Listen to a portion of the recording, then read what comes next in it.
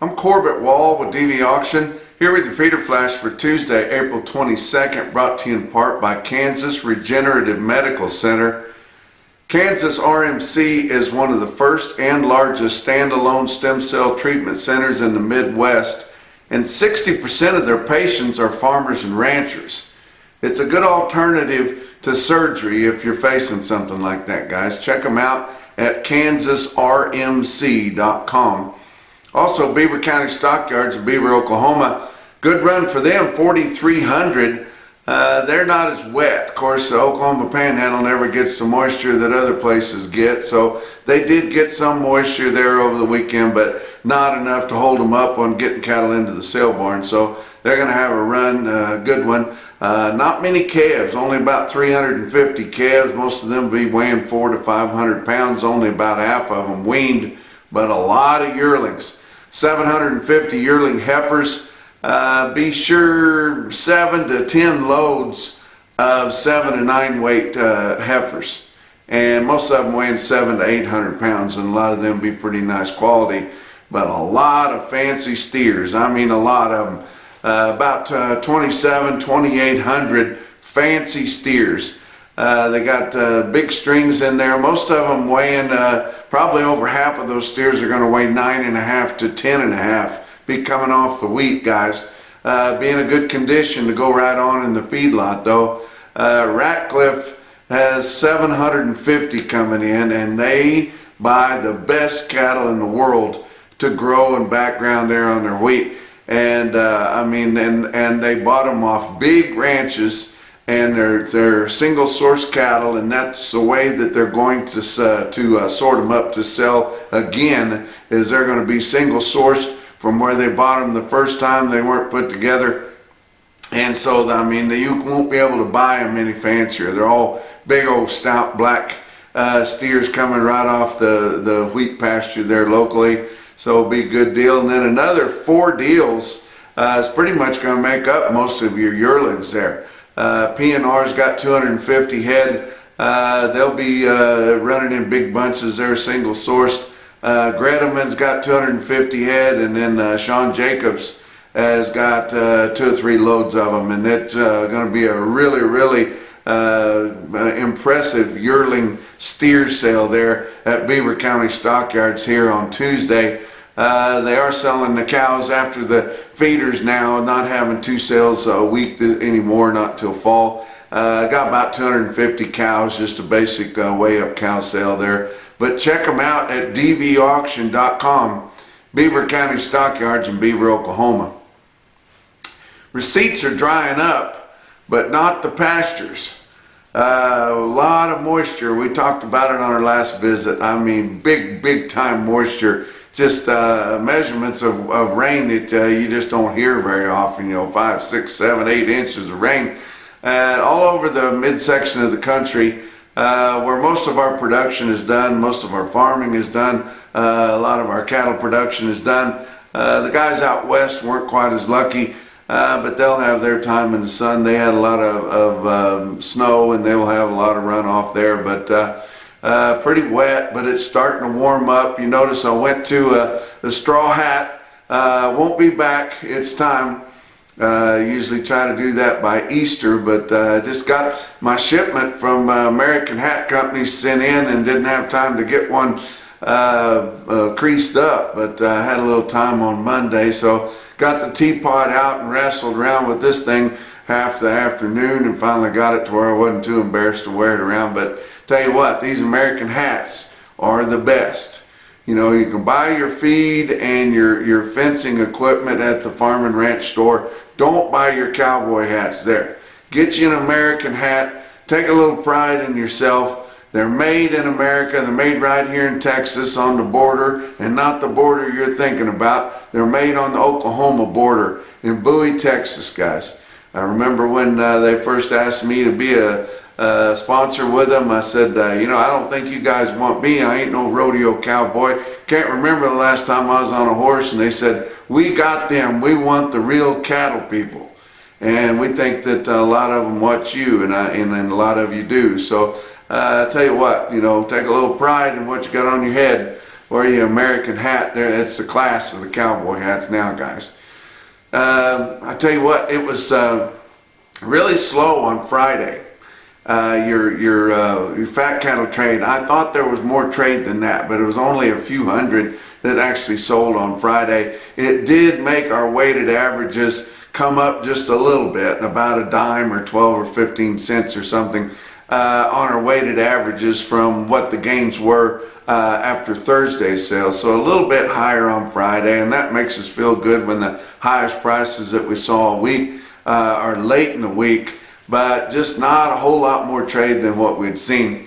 Our numbers are just really light, guys, and instead of making a big deal out of that and letting people that are worried about cattle and their impact on the climate and all that kind of thing, instead of letting them say, hey, we got fewer cattle than we've had in over 70 years. And back before we were even here, there was more buffalo that roamed this area than what we have cattle. That's not the cattle, guys. But instead of just letting that dog lie and letting that kind of go away, since we've got Trump in, the DEI's gone out the window, and a lot of this woke stuff's gone out the window. This whole argument was dying. It was kind of going away. But we've got Bezos and some of them throwing free money out there, and now we've got establishment beef coming in and going after that money and digging up that whole argument again about cattle's impact on the climate, saying that even saying we can make the cattle even bigger and then we'll have just as much beef. And how much bigger can we make them? A lot of these cattle are weighing a ton going to the packer. Somebody's going to get hurt. They're already getting that way. We're going to do things to make them efficiently, and even some of our breed associations say, well, our breed burps and farts less than other breeds, and we can. That's ridiculous. Why do we even get into that argument? The whole deal was about to die, and you guys had to dig it up. Sometimes I get so frustrated with establishment beef, and I'm talking about all your big time associations, that think they run this industry. They really don't. It's the commercial people that run the industry. But it's just frustrating to see that, and I think you guys know what I'm talking about. Let's talk about your board to open the week. April live cattle down a nickel at 209.77. Your live cattle were up big, and then they seem to have hit a wall, and then they come down, and they ended up trading just a pinch lower, but not bad. June live cattle down 32 cents at 203.75. Your back months were down 22 cents to up 7 cents, so just kind of a nothing day. Now your feeder cattle, they're more watered down, and when they get the algorithms running, they'll go one way and then the other. But they were up real big last week, started the week lower, didn't have anything to do with the cattle on feed report. Nobody can even remember what that was. It was all the way back in Thursday there. So it's not about that. Probably has a lot more to do with the bonds and the US dollar and the stock market being lower. But like I said, it's a more watered down contract, and the algorithms just take it further one way or the other than it really needs to be. But May feeder cattle down 132 at 285.52. August down 172 at 289.15. Your back months on feeder cattle down 105 to down 177. Look at some of your grains. May corn down a half cent a bushel at 481 3/4. Beans down 7 cents a bushel at 1029 1/2. Hard red winter wheat for May down 6 3/4 cents at 550 3/4. Now your weighted average on last week's negotiated fed cattle trade out of your 5-area feeding region on a direct basis, including Friday, which was Good Friday, totaled up 55,900. It was quite a bit more than the previous light week there when the market was so much lower. But whenever the market's higher, we sell more negotiated cattle. And so that 55,900 we had last week compared to 38,500 the previous week when they took the market down so far. And pretty comparable to a year ago with 56,700. Live sales of fat steers and heifers ranged from 208 to 215 last week in your 5-area feeding region. That was $5 to $6 higher. It was mostly 212, and you had more live sales at 212 than any other price. And your weighted average on live steers last week in the 5-area was 211.63, up 393 compared to the previous week's weighted average. So good gain there. And your dress trade ranged from 328 to 345. That's $7 to $15 higher than the previous week. The most popular price was 335 in the Northern Plains on a dress basis, and your weighted average on dress steers was 336.81. That was up 908, about 20 cents gain there compared to the weighted average change after Thursdays, including Fridays. So that was good. Now nationwide, we sold 67,200 head, 52,700 the previous week, and 67,800 the same week a year ago. As a whole, last week our Northern Plains market was 212 to 214, which was $4 higher.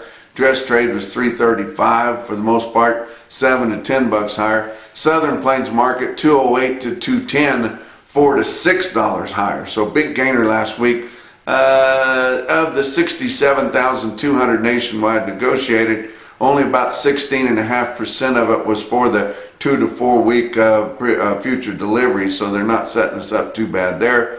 Negotiated grid sales last week totaled 30,900. Forward contracts only 6,300. And formula sales, of course, always big, 251,200, but that's quite a bit lighter than a typical week. Of the 4 out of 5 areas that we get information back on a negotiated basis, Iowa sold 16,550, which is about half what they'd like to do. Nebraska sold 22,400, getting close to what they normally trade. Kansas only 9,350 head, and Texas 7,550. So light movement there. Even the market was better. It was actually decent for the way we sell them now, over 50,000. But our slaughters just been cut back so much, and it is propping up the dressed beef market. Choice cuts on Monday afternoon up $2, $333.52. Selects up $322 at $318.79. Your slaughter to start the week out, dismal. Only 100,000 head estimated cattle slaughter for Monday. That's 12,000 less than last week and 12,000 less than the same week a year ago. Talk about what else is going on. The Punchy Pick of the Month contest will be coming up here. Oh my gosh, it's coming up again quicker than a pickup payment. I tell you what, it's a fun contest, and people are really enjoying it. We enjoy it. Of course, we got the kids corral too for the little kids and their punchy picks. And the kids corral is sponsored by Great Plains Livestock Consulting. They give a $200 gift certificate to Cavender's Boot City every month. Great Plains Livestock Consulting is a team of 8 consultants all over the country. And of course they're consulting you and your cattle outfit, but also they are competitively bidding on feedlot balancers and range minerals, so they can help you get a better price for some of your feedstuffs, guys, and plus consulting to help you out in any other endeavor you got there within your business. But check them out, Great Plains Livestock Consulting. Now, on the Punchy Pick of the Month, we got Beaver County Stockyard's been with us since the very beginning. And then, of course, Dr. Rodrigo and Fairpiece, that revolutionary product that is scientifically proven. And man, we're glad to have both of those sponsors with us. So can't wait for Punchy Pick of the Month. If you get a Punchy Pick, just email that picture to punchy@nationalbeefwire.com. You're automatically entered. It doesn't cost you a thing. Talk about your feeder cattle market, brought to you by Specialty Risk Insurance. Those guys are working to protect your livelihood. Your real-time index on DVAuction, based on an 800-pound cash auction steer up through your middle 12 states, late on Monday after your sales had closed, 290.91, up another 37 cents. So pretty good. Now that cash CME cash feeder cattle index is so volatile. And it was down 312 from where it jacked up there late last week.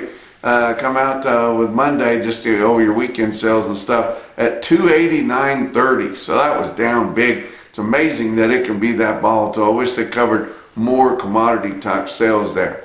Hey, we do have one sale that's going to have a big run this week, over 5,500, and it's way up in the northern plains. It's Stockman's Livestock Exchange in Dickinson, North Dakota. And they got a lot of grazing cattle, guys, and the quality will be outstanding. They are on DVAuction.com. And get ready for them. That's coming up on Thursday.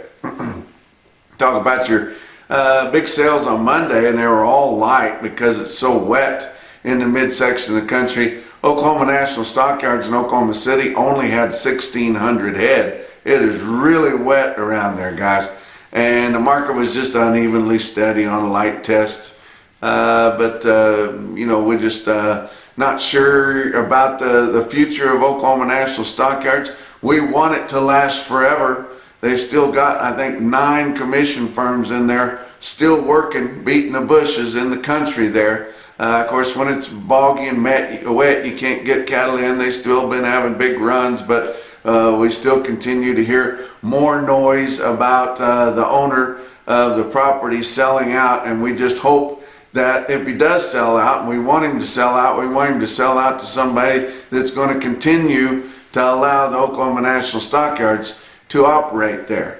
And so I've told you before, I don't want to live in a world that doesn't have an Oklahoma National Stockyards in it. And they only had 1,600 this week. A year ago this week they had 6,300. But of course, again, it was so wet they just couldn't get the cattle in. Joplin Regional Stockyards up I-44 in Carthage, Missouri there. They were only expecting 3,500. I think I told you on our last visit. They ended up with 4,900. So they underestimated more than a lot of sale barns get total. Their steers were uneven, but they were mostly higher. The market reporter there gets pretty wild. He called the heifers 5 to 20 higher, but after looking at the automated market report, I think he could have went firm to 10 higher and been maybe a little more right there. But good market, and it still was your National Beef Wire stick-out sale of the day with well-tested weights throughout. Look at this automated market report through Cattle Market Central. You see 314 head of 4-weight steers. They average 452 at 411.62 on the average. 611 head of the 5-weight calves, steer calves, average 555 at 366.70. There was 234 head of 7 weights. They averaged 759 at 293.38. 765 head of the 8-weight steers in Joplin averaged 872 pounds with a weighted average price of $270.95. 248 head of the 9-weight steers averaged 945 at $265.32. Look at some heifers. 298 head of the 4-weight heifer calves averaged 449 at 357.87. 296 head of the 5-weight heifers average 541 at 329.26. 538 head of 6-weight heifers average 665 at 291.80. 420 head of the 7-weight heifers average 739 at 276.69. And 467 head of 8-weight feeder heifers averaged 815 pounds in Joplin Regional Stockyards with a weighted average price of $256.42. Going to give you some individual quotes from all around, like I always do. How about the little market with the big prices? Sylvan Sales Commission in Sylvan Grove, Kansas there. Toby Myers, he had 63 steer calves. I bet the quality was outstanding. They averaged 548 pounds at 392. Pretty smoky.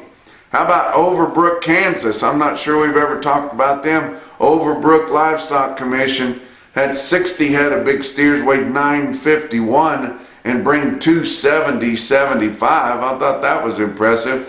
Another market I don't know that we've ever talked about, which people are sending me these quotes and glad to get them. Washington County Livestock in Springfield, Kentucky. They had these load of steers in there. They were mostly black, but did have 3 colors to them, but the condition was green. Through the ring there on Monday, 74 steers in Springfield, Kentucky. They average 727 pounds and bring 325.75. Wow. How about another market we don't talk about very often, but I do get the quotes out of there. Western Oklahoma livestock auction near Clinton, Oklahoma. Daniel Ferrari, he knows how to do it, guys. He bought a lot of lightweight heifers. Little bitty pee-wee heifers. They got more options to them than anything. They're only weighing 250 pounds when he bought them.